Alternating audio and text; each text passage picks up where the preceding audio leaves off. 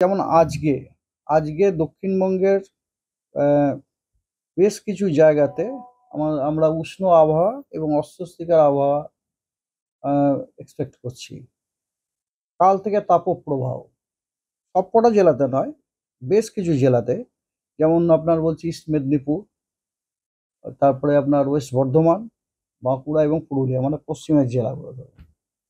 এবং তারপরে ওটা স্প্রেড করছে, দেখুন থার্ড ডেতে আপনার তাপপ্রবাহতে আপনার আরো বেশ কিছু জেলা জুড়ে গেল, যেমন ধরুন দুটো মেদিনীপুরি, দুটো বর্ধমান, বাঁকুড়া, পুরুলিয়া, ঝাড়গ্রাম ঢুকে গেল এবং বীরভূমও ঢুকে গেল।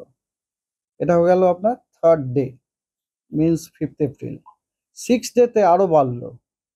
মেদিনীপুর মেদিনীপুর মানে আমি কিন্তু দুটো মেদিনীপুর বলছি, বর্ধমান, দুটো বর্ধমান, বাঁকুড়া, পুরুলিয়া, ঝাড়গ্রাম, বীরভূম।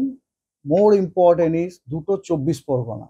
আমরা পশ্চিমে পেতে অভ্যস্ত, ওটা কিন্তু এখন দুটো 24 পরগনা ঢুকে গেল। That means Calcutta is also included, Hooghly হাওড়াও ইনক্লুডেড। কলকাতাতেও তাপপ্রবাহর সম্ভাবনা আছে। সেটা কবে বললাম আপনাকে? 6 এপ্রিলে।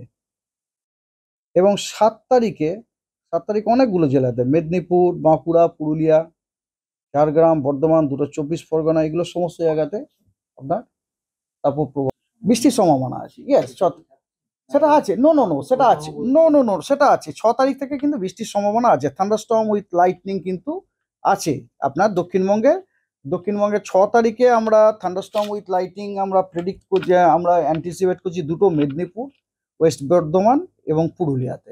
7 তারিখে একটুখানি অনেকখানা বেশি জায়গা জুড়ে পাচ্ছি আমরা আর কি, ঝাড়গ্রাম, মেদিনীপুর, দুটো 24 পরগনাতেও পাচ্ছি।